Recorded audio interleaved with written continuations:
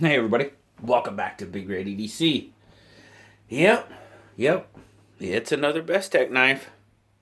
This one is the Bestech Toucan.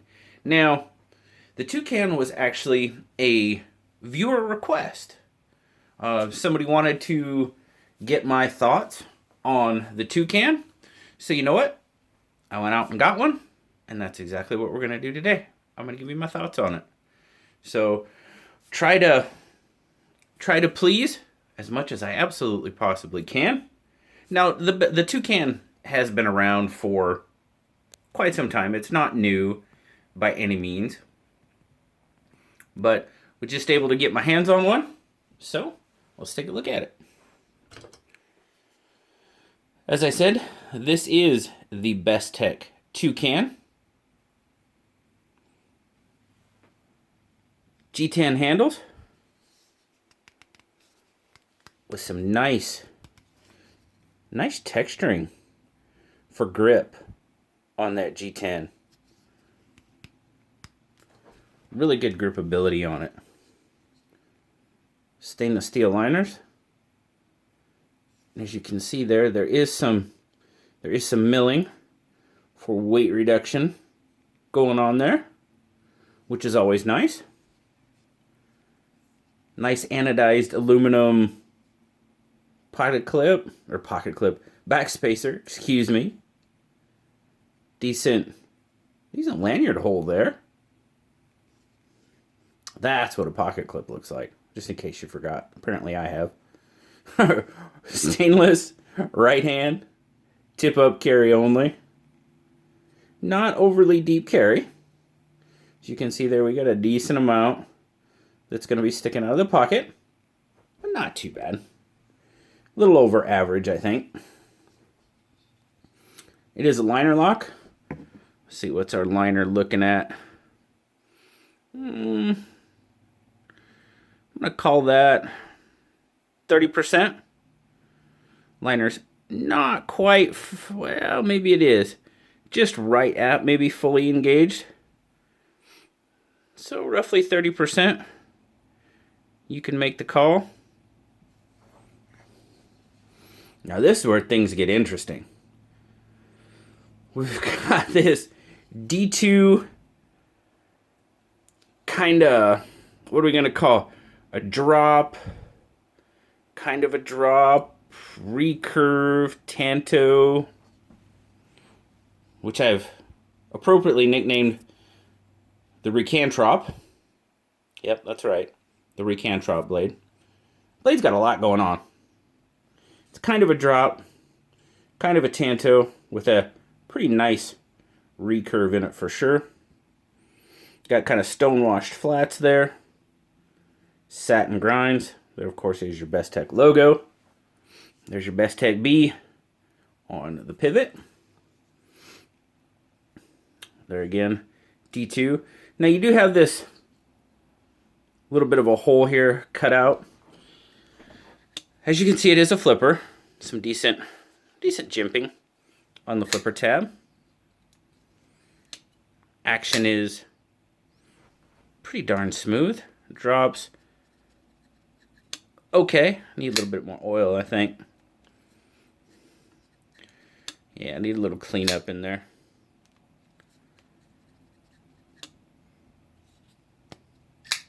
But the action's pretty good. Now oh no. Somebody that can Spidey flick worth a darn might be able to do it, but that detent, it takes a little bit to pop that detent. Definitely a flipper.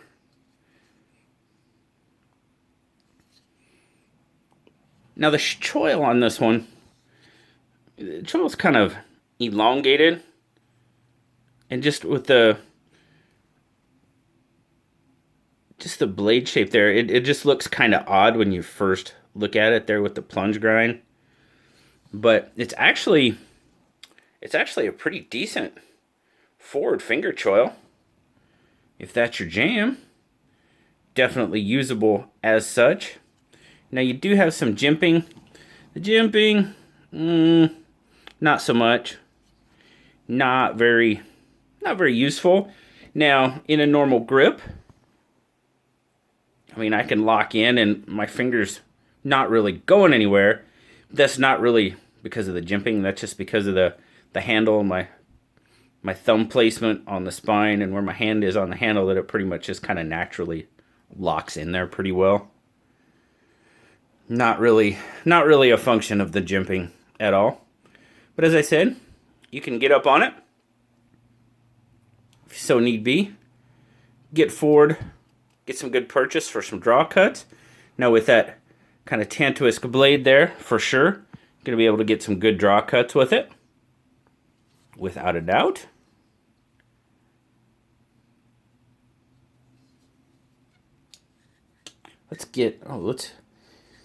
Now you can, as you saw there, yeah, there it went. I try to fail it, and you can for sure, but it's pretty darn reliable, that detant. Yeah, it can be done though. This one does have just a little bit of, now there it didn't. It made me a liar. Yeah, there it didn't again. Snap it out there. Well, I was going to say, it did have a little bit of lock stick, but now it's proven me wrong. So, I don't know, maybe it just had something on there. Huh, nope. Well, it sure felt like it did there for a minute, but apparently not. So I lied to you, sorry. Alright, let's get some measurements here. If you add in your back spacer, that's where I'm going to start at the end of the back spacer. You're looking at 1, 2, 3, 4, 5, 6, 7, 8. Probably 8 3/8, just over 8 1/4, fully open. Your actual handle length is going to be about 4 3/4, coming all the way out to the tip, which is going to give you a blade length of right about 3 1/2. Grip length, for all of those that like to know grip length, 1, 2, 3, pretty much right about 4 inches for grip length. That is how it looks in my 3 3/4 inch hand. Just a little bit left over. Let's get a weight on it. Now this is a decent sized knife, so even with that the milling or skeletonization, it has a little bit of weight to it. Not too bad. Didn't affect the way I felt it carried or anything like that. So yeah, what, really? Wow, okay. I was not... 5.3 or 149 grams. Man, okay. A little surprising, actually. I mean, you can definitely feel the weight on it, but doesn't carry that heavy. Where's my... There it is. We'll see how it carries in the pocket. Pretty smooth in and out of pocket. Now, there you go. As I saw, you do have a little bit exposed. It's definitely not overly deep carry at all. With that, and with that, it wouldn't be... We'd pretty much be right about at our 1/2 inch with just the handle, but when you throw that back spacer in, then you're kind of getting out there towards the 3/4 of an inch, exposure. Pocket clip, decent retention. I wouldn't call it amazing retention, but it was pretty smooth in and out of pocket,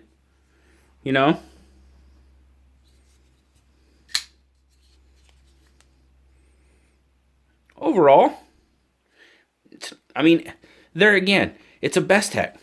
I still haven't met a Bestech that wasn't well built. I mean, all the Bestechs I've gotten my hands on have been pretty darn well built knives. I mean, they just have been. Now, already, if you've been with the recurves and tantos, not necessarily my jam. So this probably wouldn't be one that I would run out and grab for my own collection. But as far as the build quality and everything else goes, yeah, it's all there. It's all there. Get a little bit closer look at the handle. As you can see there, that G10 it's very well done. Everything's chamfered. I mean, let's close the blade up here so we can... It's just really, it's really well done. You know, for a budget knife, you know, there again, it's D2 G10. I mean, that's pretty much... I swear that's what 80% of the knives that are coming out are. And that's because that's what we asked for quite a while ago. And now the market really doesn't want it anymore. People are calling for something else. Shout out to 14C28. Yes, please. Or even 12C27. Sure. VG10. Yep. But hey, we can dream, can't we? Those are my favorite steels, so... But there again, just everything well done. The backspacer, there's not a sharp spot on this knife. The liners are done really well. Oh, what's our centering look like?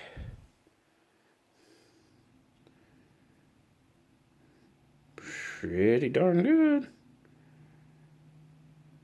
Yeah, not bad. Not bad at all.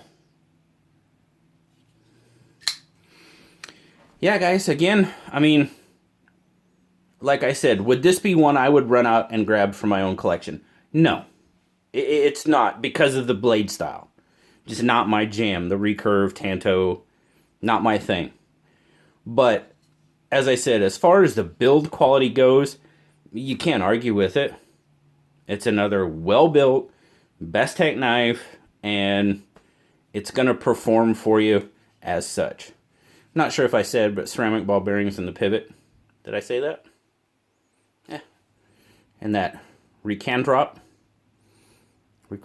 braid. What do you think? Yeah. Well done, Bestech. I mean, that's pretty much what it is.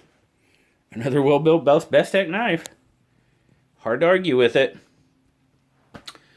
But thank you very much. Now, I said it was a viewer request. It was. Pretty sure it was John West that requested this one, so thanks, John. I enjoyed getting a look at it. I mean, there again, for me, probably not one that would be in my collection for the reasons I stated, but a well-built knife. Yes, indeed. So thanks, John. Thanks for requesting this one, and thanks to all you guys for checking out the Bestech Toucan with me today. As always, like, subscribe, leave me a comment. You know I love talking to you. Until next time, guys. I'll talk to you later. Bye-bye.